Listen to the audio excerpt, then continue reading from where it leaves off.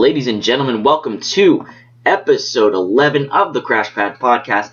I am your host, as always, Tyler Crash, and today I have for you an interview with a very talented worker, but not only a talented worker, he's a good brother, and he goes by the name of Dante Carter.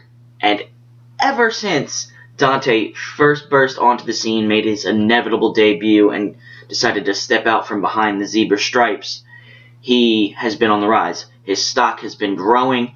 He's been showing up in so many different wrestling promotions all across the state of Florida and is trying to take it all over the world. But his alignment with Saeed Al-Sabah and Blackheart in Revolution X has allowed him and the Revolution X to take over various promotions such as Go Wrestle, where they are tag team champions, and now Tampa Bay Pro Wrestling, where they are spreading their agenda further. So you'll hear about his teamwork with those guys in Revolution X. You'll hear about the inspiration for Dante, the gimmick. You'll hear about his goals as a referee still. And you'll also hear just some genuine truth from Dante Carter about social issue that is a big debate and a big part of what makes Revolution X Revolution X. So, without further ado, here it is, episode 11 of the Crash Pad Podcast, Dante Carter. Tyler Crash here with Dante Marquise Carter, DMC, the last urban warrior? The last urban warrior to walk the King's Road. Yes. The King's Road, yes. King's Road, yes. So, following Tampa Bay Pro Wrestling presents Go for Broke, you didn't come out victorious, but you made a mark. By your definition of victorious, okay, I can see it. But in mine, I felt like I walked out with the victory, yes. I mean, I got caught slipping, possibly, if you want to say that. But at the end of the day, by the end of the show, I felt like I was victorious in my efforts. So yeah. Absolutely, man. And I put you over on commentary. All you guys. I love Revolution X. It's not appreciated, but thank you. Yep. YBG, Rev X, the Revolution, called different things everywhere, but the same moniker, taking over the world. You guys are fucking great. So let's talk about what you got going on at Go Wrestle. You're a champion there. Yeah, at Go Wrestle, myself and Blackheart are the tag champions there. We've been running the tag team division. We were actually our very first tag competition together. We won the tag belt. So that just goes to show a lot of people. And it's interesting that you brought up that with the different monikers and all of that. But it's all, at the end of the day, it's all still the same thing. We're three very different individuals with one common cause. And that is, like you said, to take over the world, the professional wrestling world, the world itself, righting all the social issues, righting all the social injustices, things like that. We take care of it in the ring. Like a lot of these guys, they come out, they do little punk stuff by just taking knees on the sideline, and they do all of this little weak stuff by going on Twitter and going on Facebook and voicing their opinions. We put action behind our words, and we beat people up in the ring. So that's where we stand. Absolutely. I'm glad you brought up the kneeling thing. I was actually going to mention that. So you got Go Wrestle. You're a champion there. You're taking out everybody, taking out Star Power, taking out Biff, taking out Kyle. Then you're now at Tampa Bay Pro Wrestling. Made your unofficial debut last month at Future Shock, where you indeed shocked the future and swerved everybody, except for me. Because you knew who I was. You were the only one. I give you props. You were the only one in the building that pays attention to all of the different injustices that's going on in the system. So when you saw us come in, and particularly myself, when you saw me come in, you knew what was about to happen. You knew that we were coming here to right the wrongs, and you knew that once I came into it, that business picked up a little bit more than what's the norm here at Tampa Bay Pro Wrestling. Yeah. Absolutely, man. And since we're on Tampa Bay Pro Wrestling, what's your goal here? I know it's the same goal everywhere, changing the world, righting the wrongs, but do you have an individual goal or as well as your team goals? I want to make an impact. I want to make a lasting impact. I want people to see me and realize that, okay, this guy is serious. This guy isn't just out here just to wrestle. This guy's not out here just to have fun. This guy's not out here just to shake hands with fans and be Mr. Popular. I'm out here for one reason and one reason only, and that's to take over this business one way or the other. So either people get behind me and they with it, or if they're against it. It really doesn't matter. I don't really care about what people think of me. But like I said, I'm out here for one thing and one thing only, and that's to be the best. And that should be everybody's goal in this business, is to be the very best. So where else are you trying to get to? You're trying to make the loop all across Florida, the States, Japan, WWE. Like, what's the, not to say end goal, but what's one of your major goals? Like I said, if I want people to notice me, I got to go out to those places. So there's a few promotions that I have my eye on. Particularly in the state of Florida, yeah. There's a few places where they just bring guys on and they think that they can just, put them in the spotlight. Well, I deserve that spotlight. So what I'm gonna do is instead of waiting for the invite like all of these other guys, I'm just gonna show up like I did here in Tampa. Everybody's waiting to come and be invited to wrestle here. I don't need an invitation. I show up wherever I want. I do whatever I want to whomever I want, because that's just who I am. All right, and you absolutely did that here at Tampa Bay. Let's break the fab a little bit. Breaking fab. Talk about your training, because you are the first Go Wrestle guy that I have. Yep.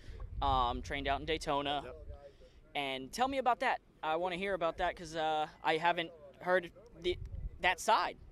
Well, and I think that's a good thing with me being the vessel for the Go Wrestle dojo out in South Daytona, being the one to shine out there and then be a representative of my trainers there, Kyle Blizzard, who was trained under the Dudley Boys, which is also interesting that my partner Saeed and Blackheart also trained under Dudley Boys, so we had that bit of connection there. And then also with Tony DeVito's ECW guy, formerly with the Baldies and in the ROH. So there's definitely some type of upbringing that I have that's very aggressive and very natural. And so when I go out to these shows, not only am I promoting myself, but I'm also promoting the Go Wrestle Dojo as well, to show these people that we're not out there, and everybody is raised the same way that I am. I just happen to be the best one.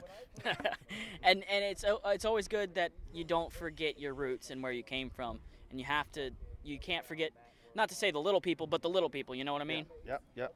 Never forget the little people. Never forget the people that put you in this position. Never find yourself being bigger than where you are at the moment. And right now, everything. And I told Tony this the other day. I sent him a text and I said everything that I've done in the ring I owe to him. And the same thing with Kyle Blizzard. Everything I've done in the ring I owe to them.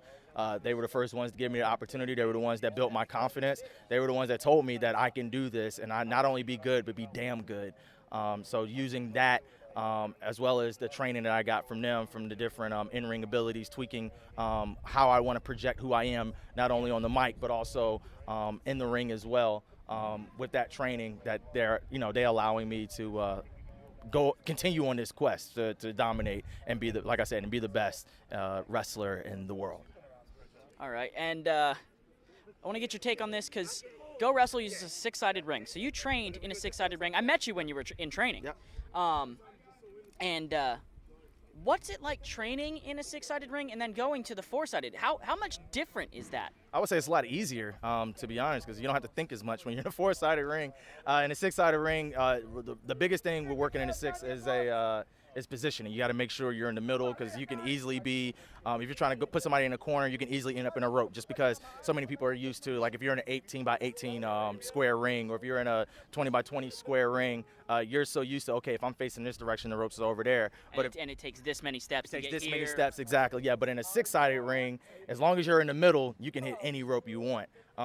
And recently I found ways to pull an advantage of using a six-sided ring. So I think I have an advantage. So guys coming in that's never worked a six-sided ring are in a disadvantage against me, because I have the training in there. I know how to work a six-sided ring. So I know for a fact that I can use that to my advantage, definitely. Yeah. So you started out in the biz as a referee. I think you plan on still doing that, right? Yeah. I got a little thing where I say that Marquise Carter, he's the referee. He's the good guy. He's the guy that comes out there and enforces all the rules. But when I step into the ring as Dante, they're two totally different people. You'll never see Marquise and Dante in the same room on the same night. You'll either see them one night or the other. But yeah, Marquise, as the referee, he still has goals. I still have a bucket list that I need to accomplish for my reffing duties, and I'm just now starting to accomplish my bucket list as a wrestler as well. Awesome.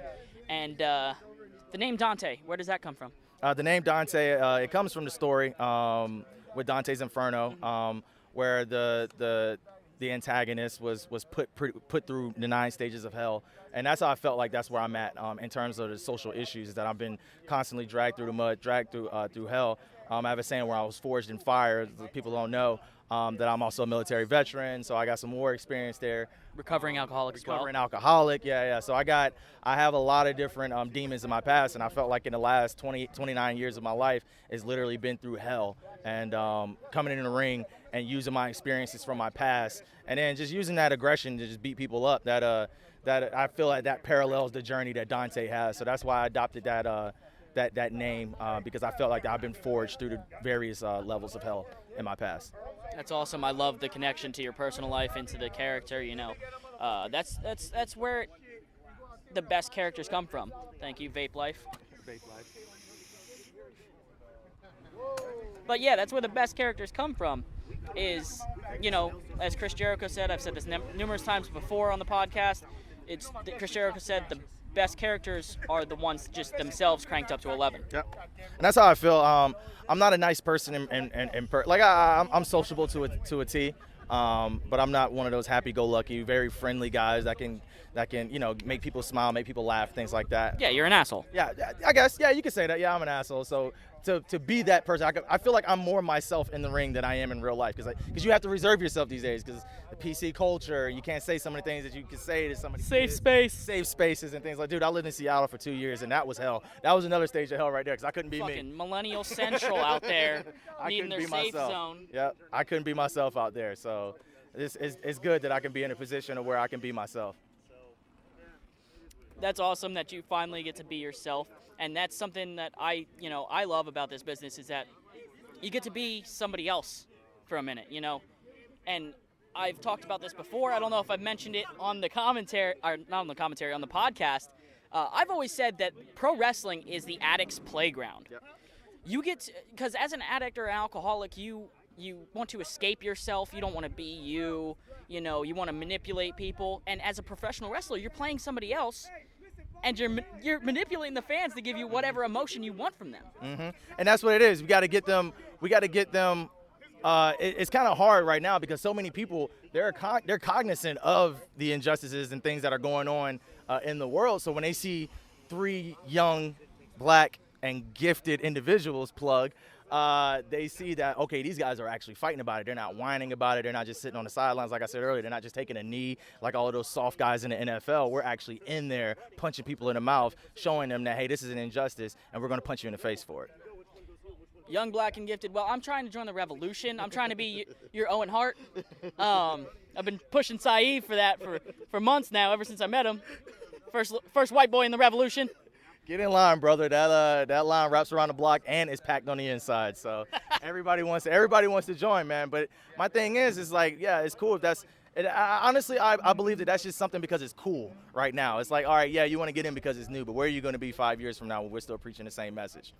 I'll be standing right by your damn side, motherfucker. You doubting me? Yeah. That's what I'm saying. It's just like how everybody doubted Colin Kaepernick. It's like, oh, he's just taking a knee. It's like, what's he going to do? And then he did it. You know what I'm saying? So it's like, what is? I still stand by Kaepernick too. So it's just a matter of what you're going to do. What you're going to do 5 years from now when we're talking about these injustices. So, like I said, we're just going to go in here. We're going to use our chemistry that we have, the 3 of us. And like I said, and this is one of the things that I love saying about the 3 of us, is that individually, we are easily the top 3 wrestlers on any roster that we arrived in. Collectively, we are an indestructible force. Now, that's a term that's been passed around in the wrestling community. It's been used as gimmicks. It's been used as this, that, and the other. But this is for real.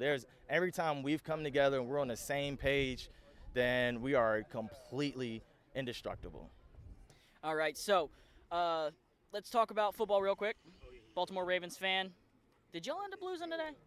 Let's see. Today, the September the whatever, 24th? the 24th. Yes, yeah, we got our asses handed to us. But it was, we were in London, in Jacksonville. Jet lag. Yeah, Jacksonville's used to playing in London, so yeah, of course they're gonna have an advantage. They're gonna have that. So yeah, 43-7. Ooh. Yeah, it was Ooh, good. what? Yeah, but by the time you hear this, that means we're gonna be on a playoff run. So it doesn't matter. It's cool. It's all good. It's all good. I got faith in my boys. All right, so I asked Snoop Strikes this earlier. I didn't get to ask Troy because he went over time. But basketball is coming up around the corner. Who's your team? I don't have a specific team. I do follow the sport, but I don't have a specific team. You follow players? Yeah. No, not necessarily the players. You just like the sport? Yeah, I just like I like more of the off the court stuff that goes on, like the different like trades and the different like free agencies and pickups and things like that. See where those go.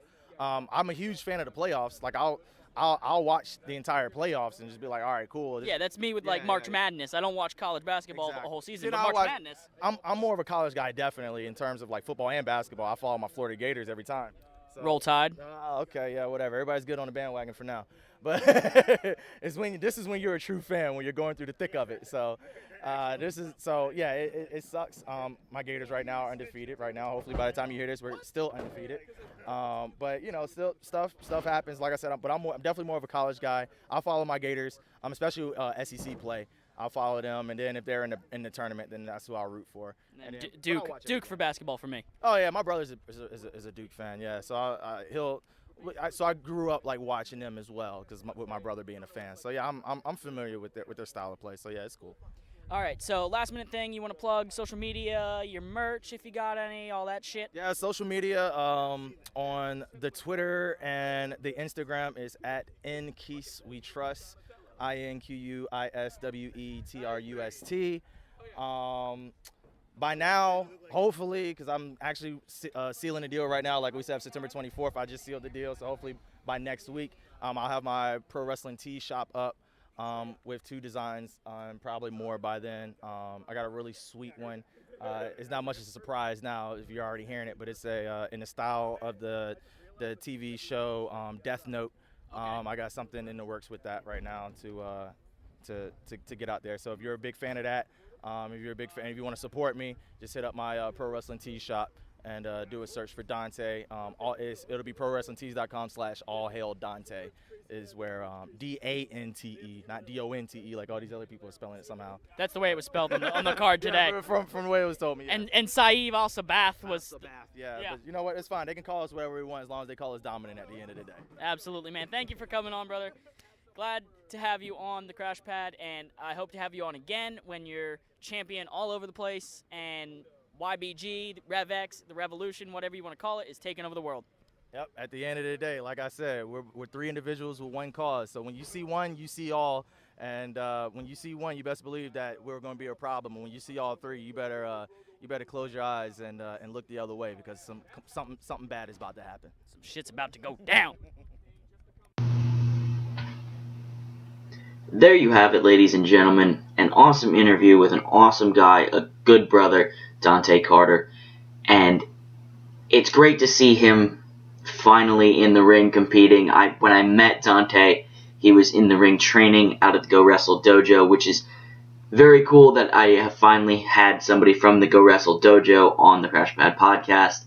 I want to get different students from different schools to compare what it's like training for different guys, and also to give the viewers and the listeners who are interested in getting into the professional wrestling business options. So, but back to Dante, very incredible, talented guy, very happy to see him doing his thing and having success. He deserves every bit of it. He is a great person with a great mind, a great soul, and just a great love for this business. So Dante, keep doing what you're doing, brother. Very proud of you. And as Saeed says, y'all are taking over the world. So, catch Dante at not only Tampa Bay Pro Wrestling, but you can catch him at Go Wrestle in South Daytona. You can catch him doing his referee gig at Fest Wrestling.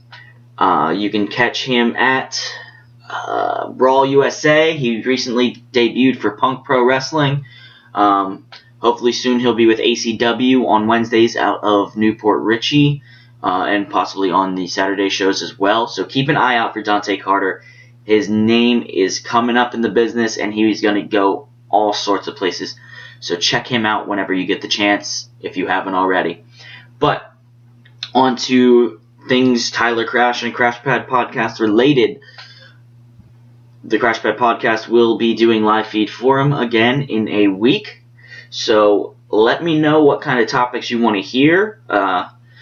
Last week we did very loosely, we covered comic books and things along those lines, and that was fun. I'd like to switch it up every now and then and cover something other than wrestling or other than football, because those are my main two topics I discuss. So let me know what you guys want to hear. On top of that, Tyler Crash, as a commentator, will be at Tampa Bay Pro Wrestling October 29th for Hallow Slam, our Halloween show. So look forward to that at the Big Top Flea Market. And also, I have Real Pro Wrestling coming up October 21st, and I'll be down there in Ave Maria calling the action with my good buddy Jordan Owens, and looking forward to working more with them. So keep an eye out for things Tyler Crash related, Crash Pad Podcast related. I'm trying to take it different places. So if anybody wants me to come to your area, if you're a listener, let your local promoters know. Tyler Crash is a very good commentator. I'll do lead, I'll do color. Hell, I'll try play-by-play. I mean, I've never done it, but I'll give it a shot. I love my job. I love what I do. I take it very seriously, so I'm trying to branch out. I'm trying to fill dates. I'm trying to not have an open weekend. And that's my goal by the end of 2018, is to have every weekend be filled with commentary for wrestling shows or the Crash Pad Podcast. So that's the coming up stuff for the Crash Pad Podcast and Tyler Crash. So stay tuned for awesome, incredible new guests coming on the Crash Pad Podcast. In 2 weeks, I will have for you very good brothers of mine from the Gold Standard. So mark your calendars for that one. It's a great interview with a couple of good brothers, sharing stories, shooting the shit, and just so y'all know, a lot of these upcoming podcasts are definitely not family friendly. And I'm going to get a special custom PSA done by Troy Hollywood to let you guys know ahead of time, listening in, this is not for virgin ears. So that's the Crash Pad Podcast. I'm your host, Tyler Crash. Tune in 2 weeks for the Gold Standard.